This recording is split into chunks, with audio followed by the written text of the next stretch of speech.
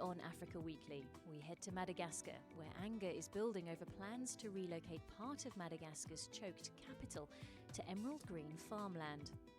Then we go to Nigeria, where the UN has announced an epidemic of substance abusers who have very little, if any, access to treatment. But first, let's take a look at the stories that made the headlines this week.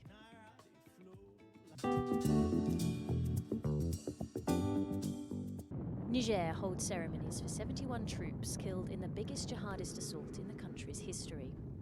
Body bags draped in the national flag were set out on the tarmac of an Air Force base near the capital Niamey, where President Mahamadou Issoufou paid tribute. In addition to the 71 troops who were killed, 12 were wounded and others are still missing, according to the Defence Ministry, after hundreds of jihadists attacked a base at Inates in the western region of Tillaberi. The government's declared 3 days of national mourning and urged the public to join collective prayers in mosques across the country. Niger forces are fighting against Boko Haram militants on the southeast border with Nigeria, jihadists allied with the Islamic State in the west near Mali and Libya. During hearings at the International Court of Justice, Gambia's Justice Minister urged Myanmar to stop the genocide against the Rohingya Muslim minority. The Gambia set out its case as former democracy icon and Myanmar's civilian leader Aung San Suu Kyi personally leads her country's defence at the UN's top court.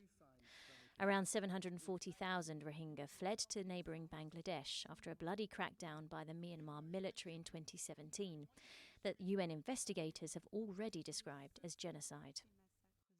So all that the Gambia asks is that you tell Myanmar to stop these senseless killings, to stop these acts of barbarity and brutality that have shocked and continue to shock our collective conscience, to stop this genocide of its own people. Tell Myanmar to give these Rohingya children a chance in life. It is what we ask of you, because when you speak, the world listens. Flights resume in the Libyan capital Tripoli's sole functioning airport after more than 3 months suspension due to repeated rocket attacks. 2 flights from Libyan carriers Africa Airways and Libyan Airlines are scheduled to operate to Istanbul and Tunis respectively. Other Libyan airlines, including Barak and Libyan Wings, announced they also will resume flights. Mitiga has been hit by several airstrikes and rocket attacks since the launch of an offensive in April by forces of military strongman Khalifa Haftar to take the capital from the Tripoli-based government of national accord.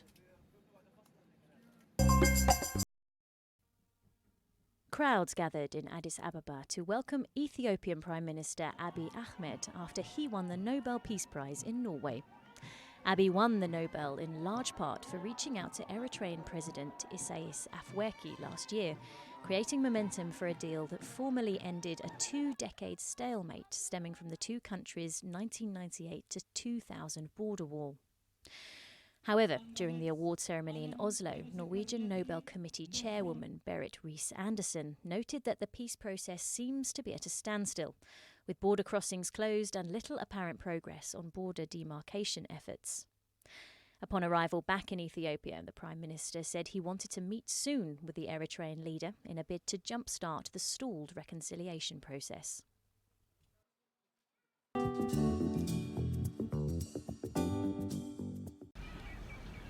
These Malagasy rice fields have been in Jean Desire's family for 5 generations. Farmers in this area also sell bricks and work in fishing to augment and stabilise their income. He hopes to one day pass the land on to his children, but the government has its own plans for it. We will not exchange our land for money, nor will we agree to move, because the rice field was able to support our ancestors. The sale of the bricks helps to finance our daily needs and pay for our children's schooling.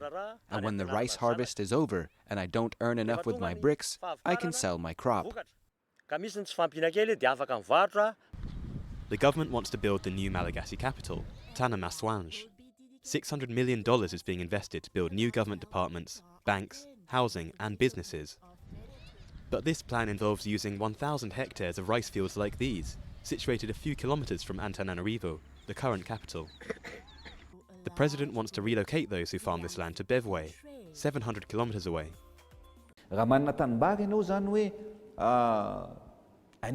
If you have a 1-hectare rice field, in return for it, I'll give you 5 hectares in Bevway. But the local residents are not all convinced and want to make themselves heard. Just by selling our fish, we can earn around €7.50 a day. You are destroying our livelihood. Why are you destroying our livelihood? The Malagasy government has offered a total of about $20 million in compensation to more than 700 families and indicated that it was looking for other solutions.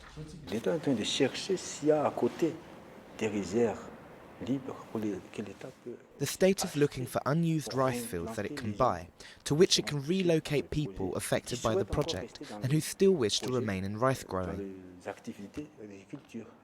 We will look for land nearby to build social-style housing. The project is one of President Andry Rajoel's many campaign promises. The objective, to make Tana-Maswange the most beautiful capital city in Africa.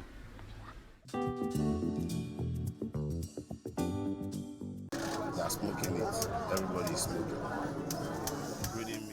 Coyote is using marijuana, but crack cocaine, codeine and ketamine are all in circulation in this neighbourhood, along with illegal firearms.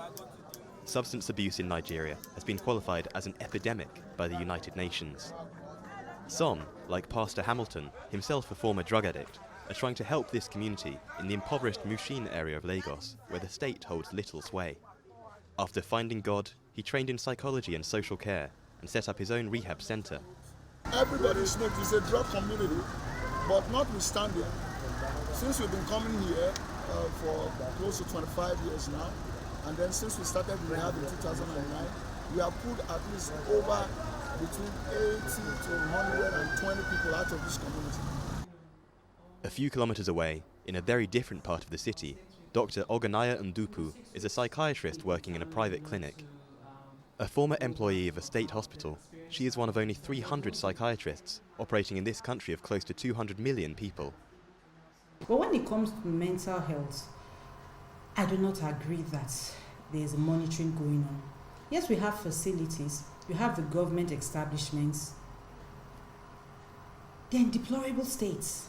I've had patients who've gone there and they say they're never going back there. After 6 weeks of treatment, this patient has almost recovered from addiction, but she is well aware that the threat of relapse remains. Yes, actually. Yeah, you have had cravings. And there's nothing wrong with having cravings. You know, like I always say. I suffered from PTSD, like trauma, and at a point I was abusing marijuana. There are times I still crave and I still want to use it, and it doesn't help that it's everywhere and everybody uses it and all that. As substance abuse continues to increase in Nigeria, experts say that more needs to be done to increase the quality and range of services available for the treatment of drug addicts.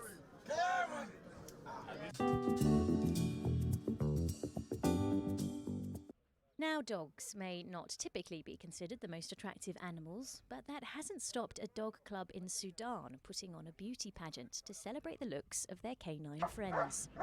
German shepherds, greyhounds, pit bulls, mastiffs and other pedigree dogs all participated in the contest in Khartoum, organised by the Sudanese Kennel Club Association. منافسة الكفاءة والجمال يعني هي في العالم منذ قديم الزمان يعني كل أندية الكلاب. Canines and beauty have been present in the world since ancient times.